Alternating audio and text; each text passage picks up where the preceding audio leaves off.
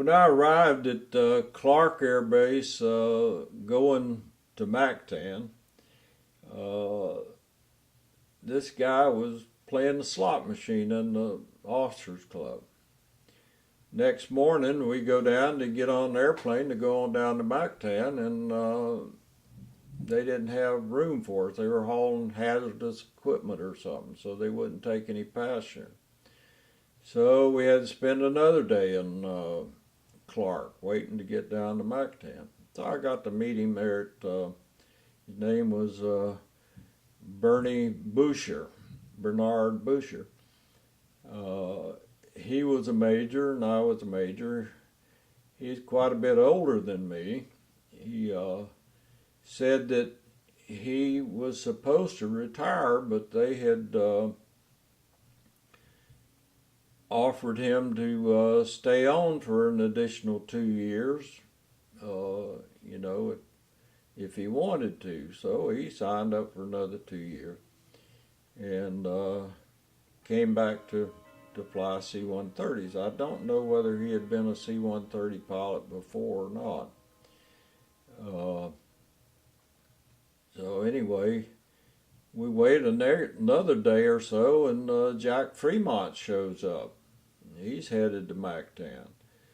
So we called down to Mactan, and he knew the wing commander, and he told the wing commander, said, "You got pilots up here at Clark trying to get to Mactan, and they keep telling us that they got hazardous cargo or something and can't take passengers." So anyway, we then got manifested and went on down to Mactan. Well, Bernie and I, our quarters at Mactan was, depend on rank, is majors. We were put in tents. They were sort of permanent tents. They had a wooden floor and everything. Probably in the Army would probably be a 16-man tent or something, you know, but I think we had 4 bunks in there, you know. They were pretty roomy, not bad. You had to walk down the way to the latrine, but other than that, it wasn't too bad. And so Bernie and I were bunkmates and tent mates, I guess you call it. And we were assigned to the same squadron. I never flew with Bernie, but like I say, he was a little bit older and stuff. Tonsanute was an old French Air Force base, and the sanitation equipment and stuff was French style, you know, sort of European, and of course they did have toilets, but everything was kind of old. On Mother's Day in May of '68, I was assigned the duty of taxi crew, of moving airplanes from parking place to parking place wherever they need to be moved on the ground that day. Come into ops, and there's Bernie and his navigator, and Bernie's fuming. And he said, "I need to go to the bathroom, but I hate to go to the latrines here, you know.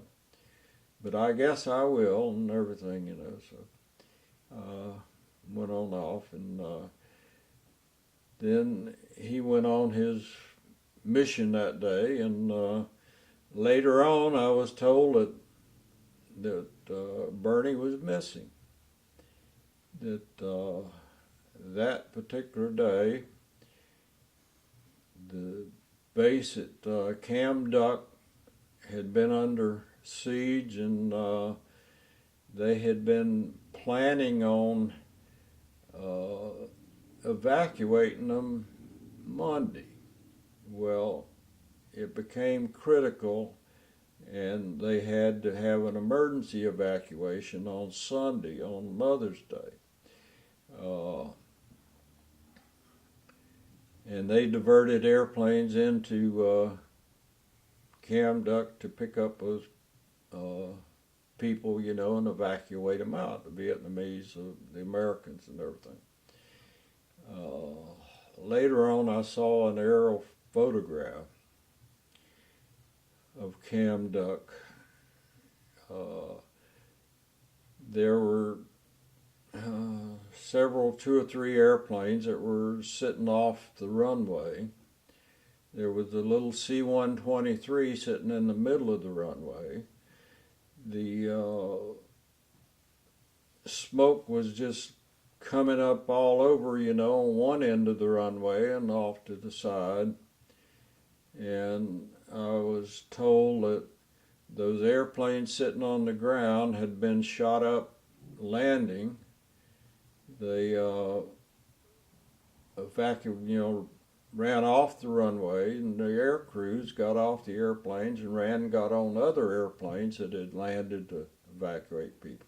He said as an airplane would land, he would stay on the runway, turn around, open the ramp, or they'd pull off the runway if they had any cargo and throw the cargo off, and people would run on the airplane, as many as could cram on, and then they'd take off. Well, I heard that most of the airplanes landed into the wind and then loaded up and took off the opposite direction. Bernie had taxied back and took off the same direction that he landed in. Well, that's where the enemy was, off that end of the runway. They say that he broke ground and went through a wall of fire that the airplane crashed, and they don't know how many people was on that airplane. They think maybe upwards of 200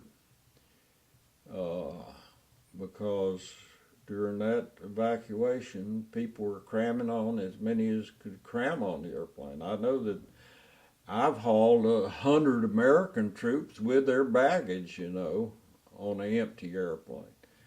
And with Vietnamese being smaller and everything, I know they could cram a lot more on there if they were in a hurry to get out of the place.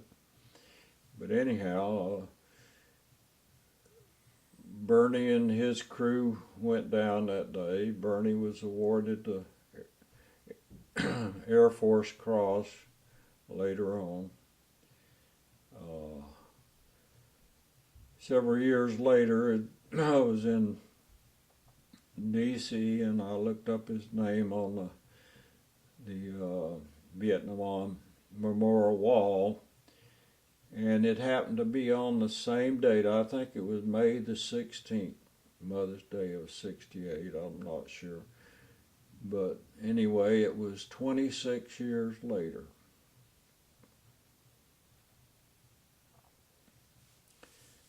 That looked up Bernie's name there.